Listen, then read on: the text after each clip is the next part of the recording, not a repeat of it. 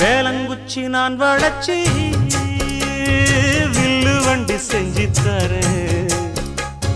வண்டியில வஞ்சி வந்தா வள்ளச்சி கட்டி கொஞ்சம் வர